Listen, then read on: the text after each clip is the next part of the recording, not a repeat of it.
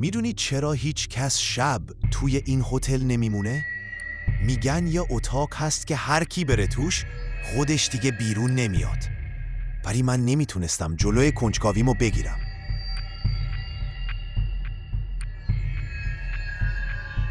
برای همین امشب رفتم سراغ اتاق شماره 6.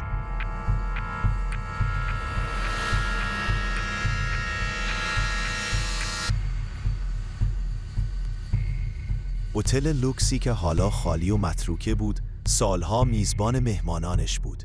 اما اتاق شماره 6 همیشه خالی میماند.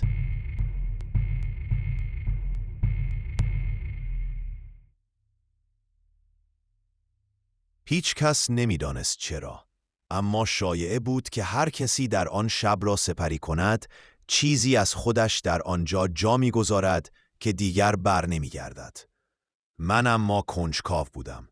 تصمیم گرفتم خودم شب را در آن اتاق بگذرانم.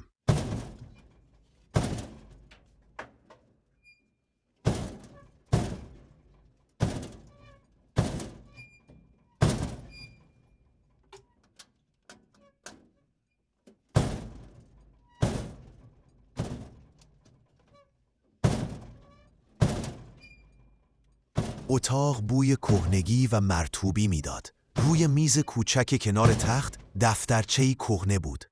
جلدش خاک گرفته و رنگ پریده بود.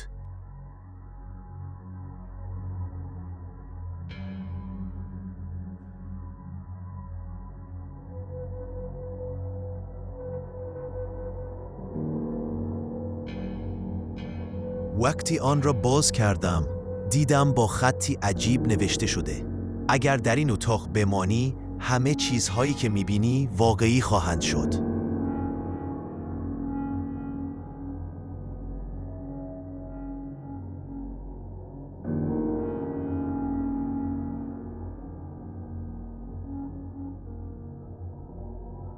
اول خندیدم، اما وقتی به آینه نگاه کردم، خودم را در لباس دیگری دیدم و پشت سرم سایه ایستاده بود که هر لحظه بزرگتر می شد.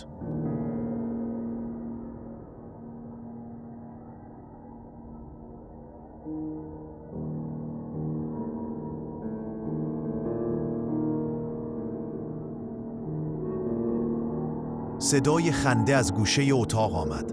سعی کردم فرار کنم، اما در بسته شده و کلید ناپدید شد.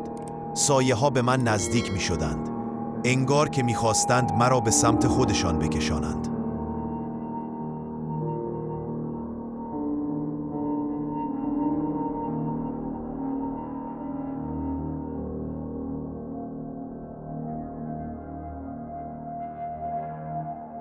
روی میز دفترچه هنوز باز بود، اما نوشته ها شروع به حرکت کردند، مثل اینکه خودش زنده بود. سعی کردم چیزی بگویم، اما هیچ صدایی از گلوی من خارج نمی شد.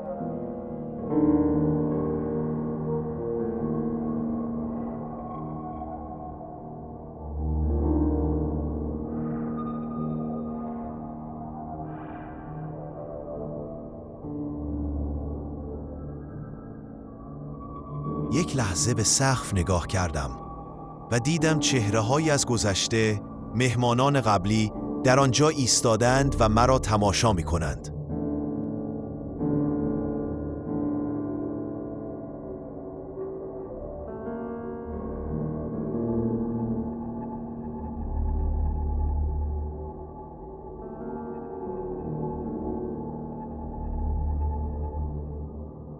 یک لحظه همه چیز خاموش شد.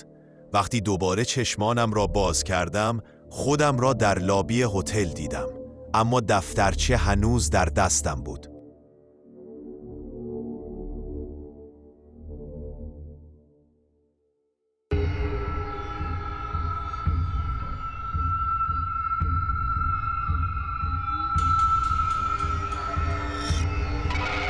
روی آخرین صفحه نوشته شده بود: تو بعدی هستی.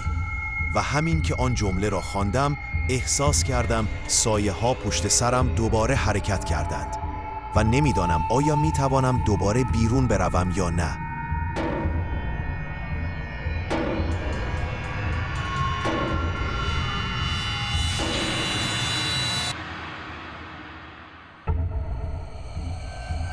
اگه از این ویدیو خوشت اومد لایک یادت نره و حتما سابسکرایب کن تا ویدیوهای بعدی رو از دست ندی.